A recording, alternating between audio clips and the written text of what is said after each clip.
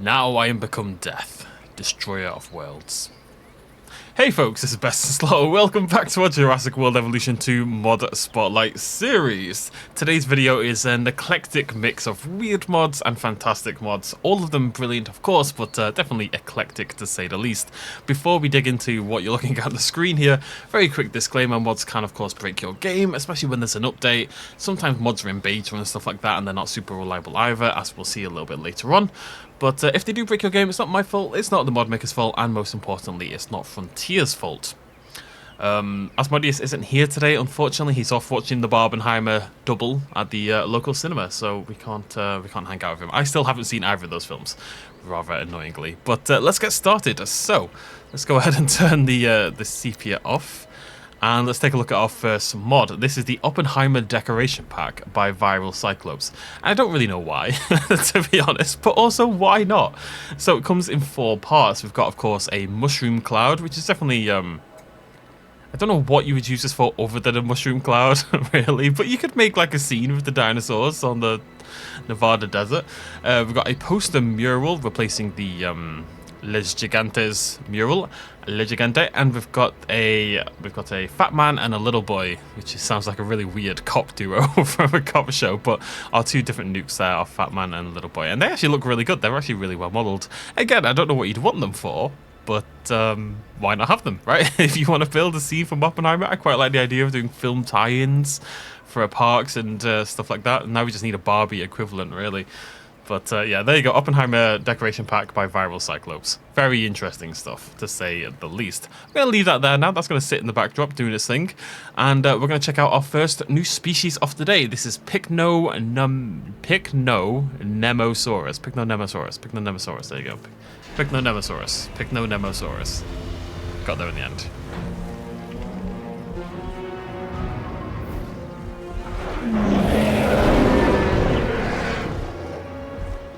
So, a fantastic looking Abelosaurid, as you can see here from the little arms, made by Master Do, who's been doing some of the very best work. I love these skins. I say that right off the bat. These skins are really, really cool. Really rough and ready sort of looking, but they blend in nicely to the game. All these dark colours and swirling patterns. This one in particular with the brown, I think looks really cool. So, Pycnonemosaurus, an Abelosaurid from late Cretaceous Brazil, the dense forest lizard, as it's known.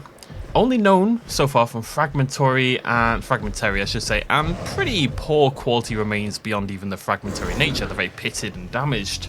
But current estimates of its size put it at the largest of all the Abelosaurids, even larger than, Carnotaurus, the most famous of the Abelosaurids, at just over 29 feet in length, 29.3, 29.5, depending on your estimations, but 29 point something is the key takeaway. Either way, a really cool looking Abelosaurid, really stands out, I'd say, amongst the other dinosaurs in the game, and yeah, big ol' cool looking original Abelosaurid. We've got a lot of South American stuff today, actually. It's pretty cool. Right, moving on from that lovely little critter, we're going to check out something also a little bit weird. So, this is a 2-part mod, and it's a Triceratops. It's a new cosmetic for your Triceratops.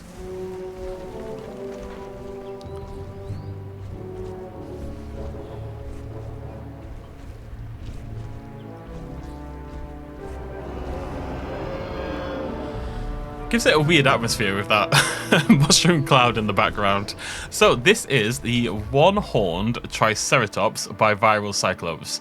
And I actually really like, the level of detail. It actually looks like it's been pulled off rather than just sort of cut. They've done some texture work in there.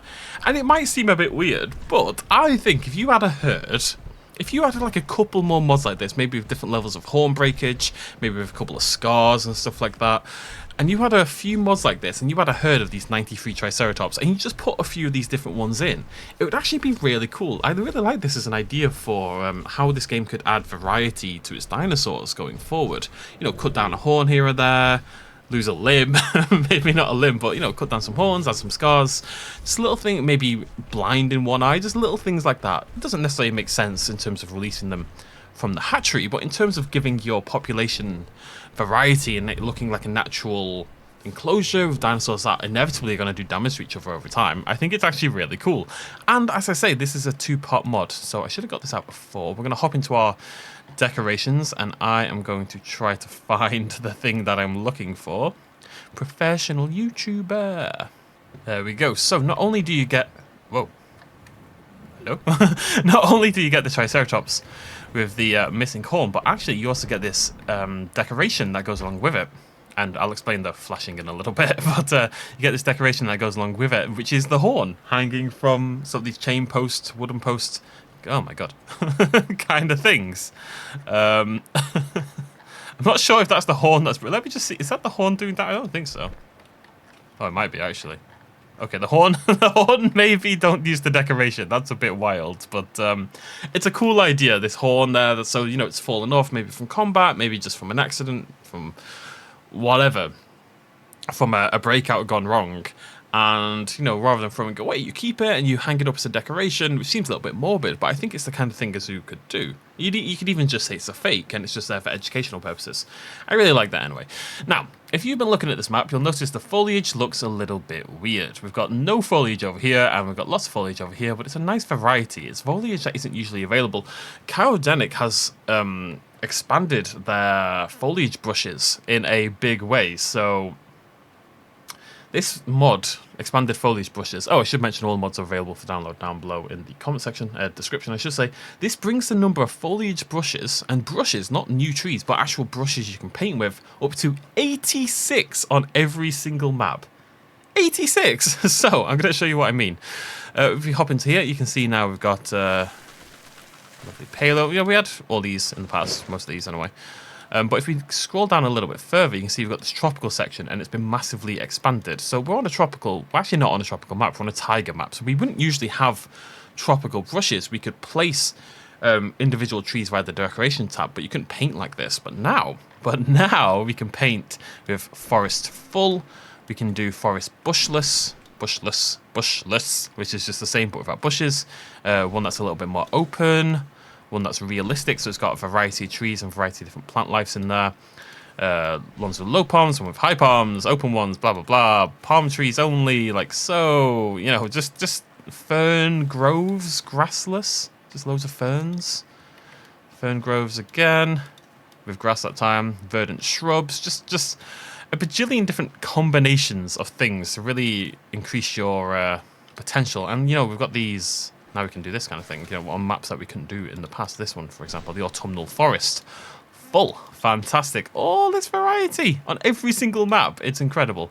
And, more importantly, redwoods. Redwoods absolutely everywhere. So we can go, yeah, sparse redwoods, put these all over the place. If you want to do a really cool redwood sort of exhibit, if you want to individually place them, now you can do just that. These humongous redwood habitats. Really, really cool. Deadwoods. Oh, look at that. Look at the deadwoods. I'm excited about it. So this is the biosyn section. Dry wood. There you go. Look at that. And you might want to do a little less than that, but still, it's cool that we have the option. We've got Malta ones. There you go. The point is, not only do you have this on every single map, we kind of got that last time, but not only do you have this on every single map, but you don't have to individually place the trees, you can paint with them and create super... Like, this is going to be really cool for building parks. We can make every single habitat feel completely unique now, or specific to each dinosaur. It's just fantastic variety, and shout out to Kyle.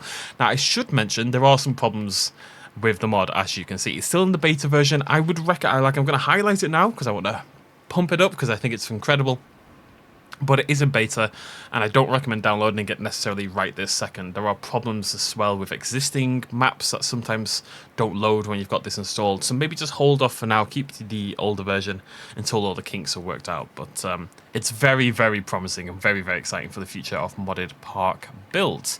Alright, good stuff. So I don't know if this is what's causing the problem as well. This is why I've not built this yet. I'm going to put the lagoon down. Yeah, so I think this is probably caused by the mod, and that's why I didn't have my lagoon down initially. I don't know that for sure, but I suspect that's the case, that all these new buildings are causing issues. It's there's a compatibility issue there somewhere.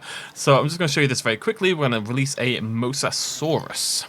Lovely, lovely. There we go. Boop. Okay, let's just...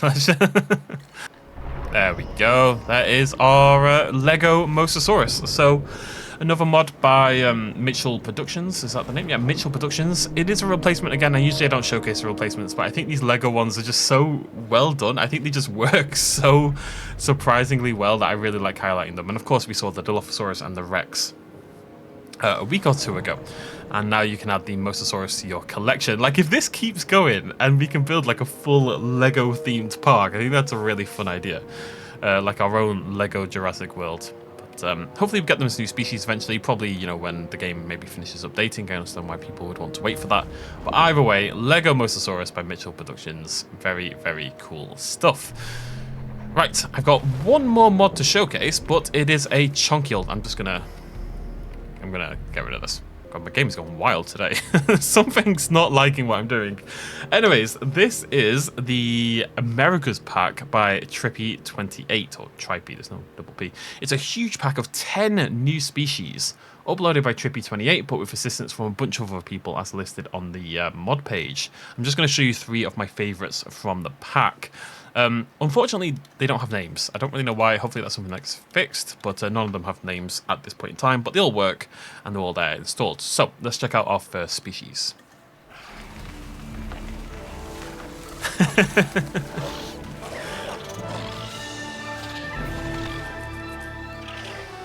Okay, so this is Inkeku. Inkeku, I think I'm saying that right. Inkeku, an extinct Peruvian penguin. Similar to modern penguins, but absolutely humongous. Twice the weight of modern emperor penguins. And we actually know for a fact that these guys were reddish. First of all, they look great. And again, they work really well on the rig. I don't know what rig it is. But I think it's really effective. It actually does look like it's just a penguin walking around. Even sounds fantastic. It looks really good. Now, we know for a fact these were reddish-brown in colour. And you'll have seen... in the hatchery there, if we scroll down to that, there you go. You see it is reddish brown. I assumed that the default coloration was going to match that, but that is not the case. But either way, there is a reddish brown variant there if you want yours to be paleo realistic, because we know for a fact that's what they look like based on their, you know, feather pigmentation and stuff like that. Either way, really cool little, well, I say little, giant penguins, if you want some penguins. And when they run, it's a little bit mad, but when they're walking in particular, I think it's really effective. Again, from the Americas pack, next up we have a Kalenkin, which you may recognize from a long time ago.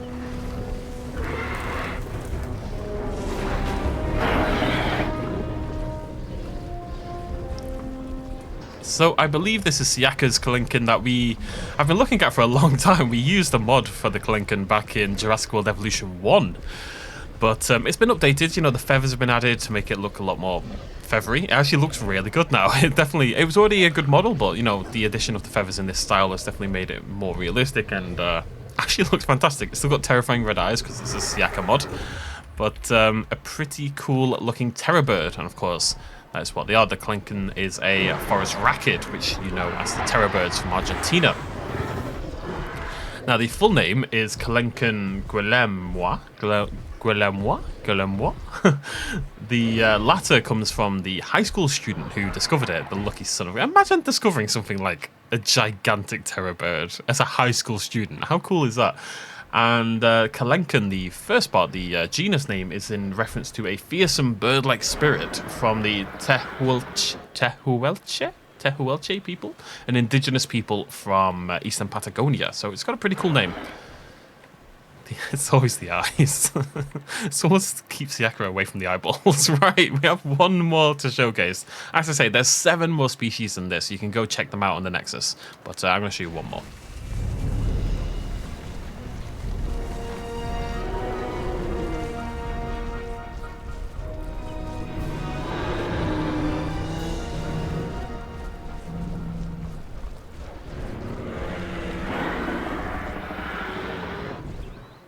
Just going to grab this one because it's a slightly better coloration. So this is Arctodus, the short-faced bear from North America. Only went extinct 12,000 years ago. Really not that long whatsoever. The giant force-shaped... So this is Arctodus simus, which is the giant short-faced bear, as opposed to Arctodus pristinus, which is the lesser short-faced bear. Thought to be one of the largest terrestrial mammalian carnivores to ever exist. Be quiet, I'm talking. Reaching a fairly mad 13 feet tall when it, you know, reared up onto its hind legs. 13 feet. The largest polar bear in history, the largest polar bear we've ever It might be the Triceratops that's causing problems, not the the largest polar bear on record, which is our current, largest terrestrial carnivore, got to 11 feet. So this thing was 2 feet taller, and that is not necessarily, the tallest ever, because obviously, anything extinct has a worse fossil record. That said, it's only 12,000 years ago at least. But really cool to have a bear in the game. Really cool to have these mammalian creatures. Really, it works really well. The legs look a little bit funky, I would say, here and there, but it looks like a short-faced bear. And if you wanted to really mix things up in your park, this America's pack is definitely the way to do it. There's varying quality, I would say, in the mods, and that's why I picked out a few of them. But you can download them all individually. You don't have to use them all, and you can choose which ones you like best for your parks. So that is it from me. Oppenheimer decoration pack, Pycnonemosaurus, the one-horned Triceratops, which is also pulling a Houdini act. The expanded foliage bushes, very excited about those for the future. Lego Mosasaurus, and Trips, really cool America's pack with some fantastic Kalenkins, Octodus, and penguins, whatever the heck they are. They're off doing penguin things over here, living their best life. All in the shadow of an atomic bomb. What a weird world we live in.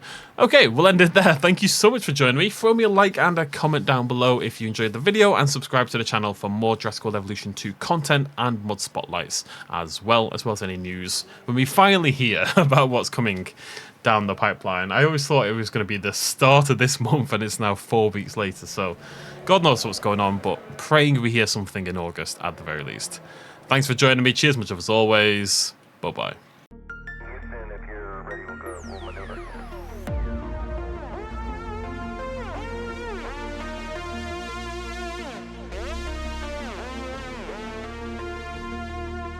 Reaching out.